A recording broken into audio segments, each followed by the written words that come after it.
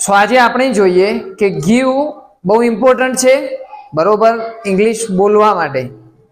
તમને જો આ વાક્યો આવડે તો ઘણા બધા વાક્યો બનાવતા આવડશે. શું શીખવાનું છે આપણે? ગીવ.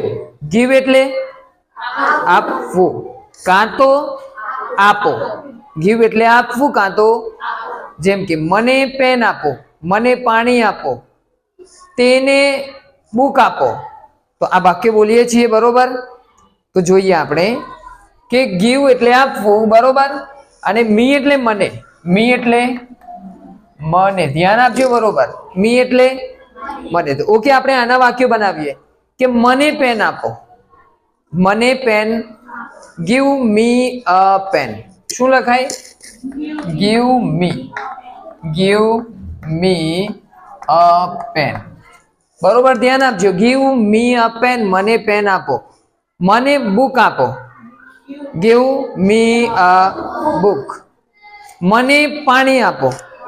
Give me water. અ નહીં લાગે કારણ કેને ગણી ન શકાય. ઓકે. મને દૂધ આપો. ગીવ મી મિલ્ક. મને દૂધ આપો. ઓકે, ક્લિયર થઈ ગયું? તો જ્યારે મી એટલે મને, મી એટલે ઓકે. આગળ જુઓ તો હિમ. હિમ એટલે તેને. ઓકે, છોકરો હોય તો તમે શું વાપરો? હી. અને હી નું હિમ થાય. હી એટલે તે અને હિમ એટલે તેને. ઓકે, તેને પેન આપો. તો મી ની જગ્યાએ શું મૂકવાનું તમારે? Him. Give him a pen. ખબર પડી ગઈ? કમ્પ્લીટ ક્લિયર થઈ ગયું? Give him a pen. તેને પેન આપો. તેને બાઇક આપો.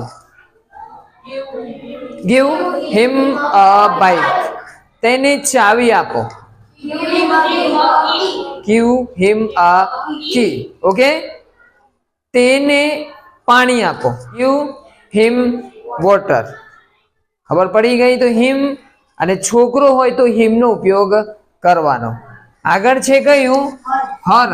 છોકરીને તેને મૂકો તો એ ચાલે, તેણીને મૂકો તો પણ ચાલે. હર એટલે તેણીને કાં તો તેને, પણ મીનિંગ થોડો અલગ હોય. છોકરીને હોય ત્યારે તમારે શું મૂકવાનું? હિમની જગ્યાએ હર. તેણીને પેન આપો. Give her a pen. Give her a pen. તેણીને પેન આપો. તેણીને બુક આપો. Give her a book. તેણીને બુક આપો. પડી કે હર એટલે તેણીને, બરોબર. તેણીને ચોપડી આપો. Give her a book.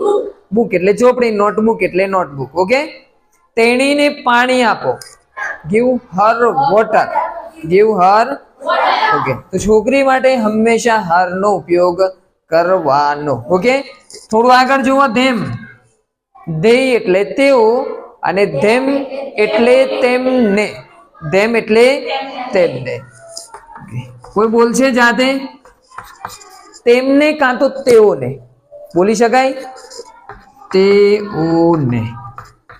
તેઓને પાણી આપો. તેઓને પાણી આપો. Okay. Give them water. Give them water. ચલો, ગીવ ધેમ વોટર. ખાલી શું ચેન્જ થયું? ધેમ, હર, હિમ અને મી. ઓકે. તેઓને પેન આપો. Give them pen. Give them a pen. તેઓને પેન આપો. તેઓને પેન નો આપો તો give them Pence.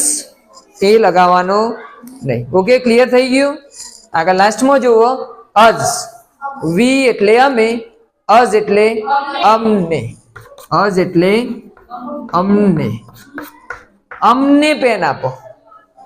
Give us a pen. અમને પાણી આપો. Give us water. અમને બુક આપો. Give us. અમને સલાહ આપો. Give us advice. થઈ ગયું ક્લિયર? કે ગીવ એટલે આપવું કાં તો આપો. ઓકે. અને એની જોડે શું આવે? મી એટલે મને. હિમ છોકરા માટે, તેને. હર છોકરી માટે, તેણીને. ધેમ એટલે તેમને કાં તો તેઓને. અને અઝ એટલે અમને. ક્લિયર થઈ ગયું? અન્ડરસ્ટુડ? Got it? ઓકે, તો આવતીકાલે આપણે ભણીશું હવે ટેક. કયો લેવાનો છે? ટેક વર્ડ લેવાનો છે. સ્પેલિંગ ટેક એટલે લેવું. ઓકે, પૂરું. કેમેરો તો ચાલુ છે ને? હમણાં આપણે બનાવેલું બધું